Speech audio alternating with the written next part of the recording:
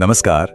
आज हम बात करेंगे भारत की एक ऐसी क्रांति की जिसने न सिर्फ गांवों की तस्वीर बदली बल्कि करोड़ों लोगों की जिंदगी को सम्मान और सेहत का एक नया मतलब दिया। ये कहानी है भारत की टॉयलेट रेवोल्यूशन की। एक ऐसी कहानी जो दिखाती है कि जब एक देश कुछ ठान ले तो कुछ भी नामुमकिन नहीं है। तो चलिए सबसे पहले इस प्रॉब्लम के स्केल को समझते हैं। सोचिए, साल 2014 में दुनिया भर में जितने भी लोग खुले में शौच करते थे उनमें से 60%, जी हां 60% सिर्फ भारत में थे। ये कोई छोटा मोटा आंकड़ा नहीं था, ये हमारे देश की एक बहुत ही गंभीर हकीकत थी। तो आज के इस सफर में हम देखेंगे कि ये संकट आखिर कितना गहरा था, भारत ने इस चुनौती का सामना किया कैसे और इस क्रांति के जो नतीजे आए वो कितने कमाल के रहे। तो चलिए शुरू करते हैं।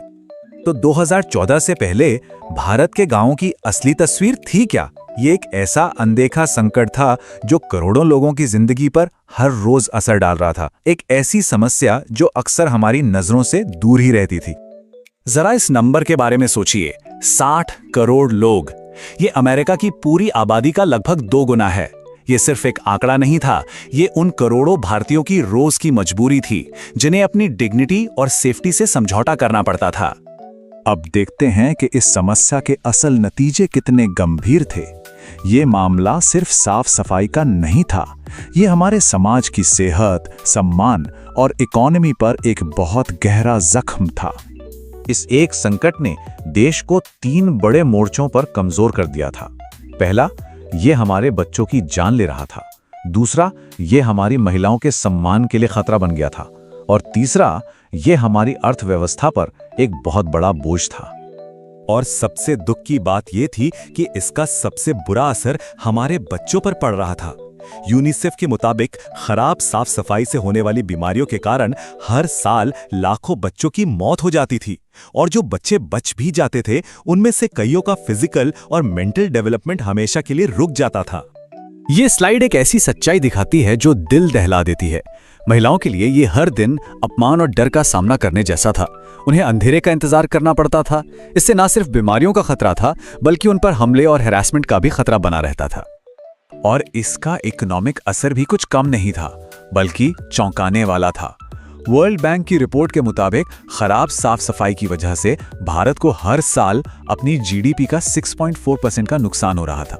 सोचिए कितना पैसा हेल्थ केयर, प्रोडक्टिविटी लॉस और टूरिज्म पर बुरे असर की वजह से बर्बाद हो रहा था। लेकिन इस अंधेरे के बीच उम्मीद की एक रोशनी जगी। पूरे देश ने मिलकर एक ऐसा संकल्प लिया जो इतिहास बदलने वाला था। एक ऐसा मिशन लॉन्च हुआ जिसका मकसद इस समस्या को जड़ से खत्म करना था। इस ऐतिहासिक सफर की शुरुआत हुई 15 अगस्त 2014 को लाल किले से, जब साफ सफाई को एक नेशनल प्रायोरिटी बनाया गया। और फिर 2 अक्टूबर 2014 को महात्मा गांधी की जयंती पर लॉन्च हुआ स्वच्छ भारत मिशन। और लक्ष्य था सिर्फ 5 सालों में गांधी जी की 150वीं जयंती तक भारत को खुले में शौच से पूरी तरह मुक्त करना। तो सवाल ये है कि इस मिशन में ऐसा क्या खास था जो इसे पहले की कोशिशों से अलग बनाता था? इसका राज सिर्फ टॉयलेट बनाने में नहीं बल्कि लोगों की सोच बदलने में छिपा था। देखिए, इस मिशन की सबसे बड़ी ताकत ये थी कि ये सिर्फ एक सरकारी योजना बनकर नहीं रह गया, इसे बनाया गया एक जन आंदोलन, मतलब लोगों का आंदोलन। सरकार ये समझ चुकी थी कि असली लड़ाई ईंट और सीमेंट से नहीं बल्कि सदियों पुरानी आदतों और मानसिकता से है। और फिर आया एक ऐसा आइडिया जिसने सच कहूं तो सब कुछ बदल दिया। टॉयलेट को एक नया नाम दिया गया, इज्जत घर। बस इस एक शब्द ने टॉयलेट को गंदगी की जगह से उठाकर परिवार और खासकर महिलाओं के सम्मान का प्रतीक बना दिया। दरवाजा बंद तो बीमारी बंद जैसे सिंपल लेकिन पावरफुल स्लोगन हर घर तक पहुंचे। अमिताभ बच्चन जैसे बड़े बड़े सितारों ने इस मैसेज को लोगों तक पहुंचाया और टॉयलेट के इस्तेमाल को डिग्निटी से जोड़ा। तो इस पूरे देश में चले आंदोलन का नतीजा क्या निकला? चलिए अब आंकड़ों को खुद ही ये कहानी बताने देते हैं। 2014 से 2019 के बीच भारत में 11 करोड़ से भी ज्यादा टॉयलेट्स बनाए गए हैं। ये नंबर इतना बड़ा है कि इसे दुनिया के इतिहास में सैनिटेशन के फील्ड में सबसे बड़ा और सबसे तेज बदलाव माना जाता है। ये स्लाइड उस अविश्वसनीय बदलाव को दिखाती है जहां 2014 में रूरल सैनिटेशन कवरेज सिर्फ 39% के करीब था, वो 2019 तक 100% हो गया। और 2 अक्टूबर 2019 को भारत ने गर्व से खुद को खुले में शौच से मुक्त यानी ODF घोषित कर दिया। और इसका सबसे बड़ा असर पड़ा हमारी सेहत पर। वर्ल्ड हेल्थ ऑर्गेनाइजेशन यानी WHO का अनुमान है कि इस मिशन की वजह से 3 लाख से ज्यादा लोगों की जान बची, जो वरना बीमारियों का शिकार हो सकते थे। ये वाकई एक लाइफ सेविंग रेवोल्यूशन था। इसका आर्थिक फायदा भी हर परिवार तक पहुंचा। यूनिसेफ की एक स्टडी के मुताबिक एक ODF गांव में रहने वाले हर परिवार ने इलाज के खर्च और समय की बचत के तौर पर हर साल लगभग 50,000 रुपए बचाए। लेकिन कहानी यहां खत्म नहीं होती। खुले में शौच से मुक्त होना मंजिल नहीं थी, बल्कि ये तो एक नए सफर की शुरुआत थी। अब फोकस है ODF प्लस पर। इसका मतलब है सिर्फ टॉयलेट का इस्तेमाल ही नहीं, बल्कि अपने गांव को पूरी तरह से साफ बनाना।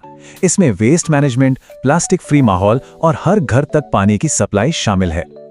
भारत की जबरदस्त कामयाबी ने पूरी दुनिया का ध्यान खींचा है। Bill and Melinda Gates foundation की तरफ से मिले ग्लोबल गोलकीपर अवार्ड ने इस मिशन को एक ग्लोबल पहचान दी। आज दुनिया के कई देश भारत के इस मॉडल से सीख रहे हैं। तो आखिर में ये सब हमें एक बहुत बड़े सवाल पर लाके खड़ा करता है। भारत ने ये साबित कर दिया है कि जब 130 करोड़ लोग एक साथ कुछ ठान लें तो नामुमकिन भी मुमकिन हो जाता है। ये कहानी सिर्फ साफ सफाई की नहीं है, ये सेल्फ रिस्पेक्ट और एक बेहतर भविष्य की है। तो अब सवाल यह है, क्या भारत की ये क्रांति पूरी दुनिया के लिए एक मिसाल बन सकती है?